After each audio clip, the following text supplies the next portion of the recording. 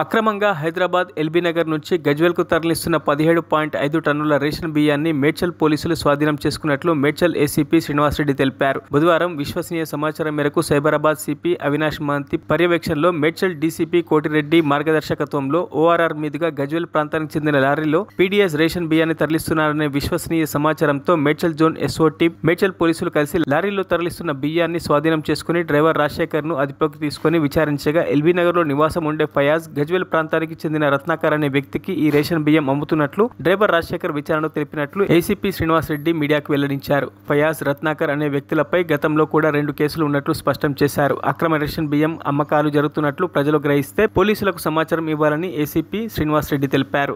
Medical team మరియు SOT teams, CCS అందరూ కూడా పెద్ద ఎత్తున అసాంఘిక శక్తుల మీద చర్యలు తీసుకోవడం జరుగుతుంది.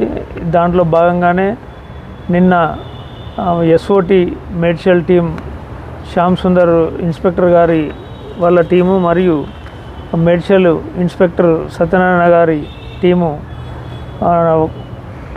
వాళ్ళకి వచ్చిన సమాచారం మేరకు కండ్లకవేలో వెహికల్ చెకింగ్ చేస్తుండగా ఒక లారీ బేరింగ్ నెంబర్ KA 39 8077 అనే లారీ 17.5 టన్నుల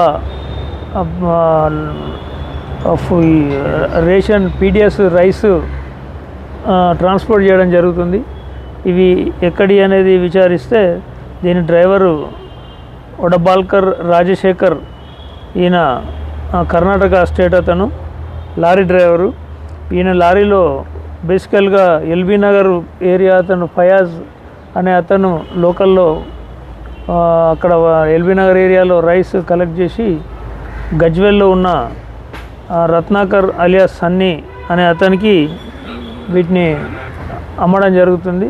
ఈ క్రమంలో దారిలో వెళ్తుంటే మనం పట్టుకోవడం జరిగింది. అదేవిధంగా ఈ మధ్యకాలంలో గాంజా కూడా ఎక్కువగా పట్టుకోవడం జరిగింది. ఇంకా ఏదైనా అసాంఘిక శక్తుల సమాచారం ఉంటే ప్రజలు మాకు తెలియజేస్తే దానికి అనుకూలంగా వెంటనే చర్యలు తీసుకొని ఇటువంటి అసాంఘిక కార్యకలాపాలను కూడా అనగదొక్కడం జరుగుతుందని తెలియజేస్తున్నాం. గజ్వేల్ వెళ్తున్నాయి. రత్నాకర్ పైన కూడా అతను పట్టుకొని అరెస్ట్ చేయడం జరుగుతుంది. ఇంకా వాళ్ళు అబ్స్కాండింగ్ ఉన్నారు. రత్నాకర్, ఫయాజ్ అబ్స్కాండింగ్లో ఉన్నారు. ఈయన రాజశేఖర్ డ్రైవర్ని అదుపులోకి తీసుకోవడం జరిగింది. ఇతన్ని కూడా కోర్టులో ప్రొడ్యూస్ చేయడం జరుగుతుంది. రత్నాకర్ బిజినెస్ కిరాణా అనుకుంటా, పట్టుకొస్తే తెలుస్తుంది. ఇతనికి తెలిసింది అంతవరకే. కలెక్ట్ చేసేది ఫయాజ్ కలెక్ట్ చేసి రత్నాకర్గా అమ్ముతుండు. మధ్యలో అయిన ట్రాన్స్పోర్టర్ ఆ లారీ కూడా సీజ్ చేయడం జరిగింది. ఆ ప్రాపర్టీ అంతా కూడా సీజ్ చేసి రెవెన్యూ అథారిటీస్కి హ్యాండ్ ఓవర్ చేయడం జరుగుతుంది. మరిన్ని అప్డేట్స్ కోసం మా ఛానల్ని సబ్స్క్రైబ్ చేయండి.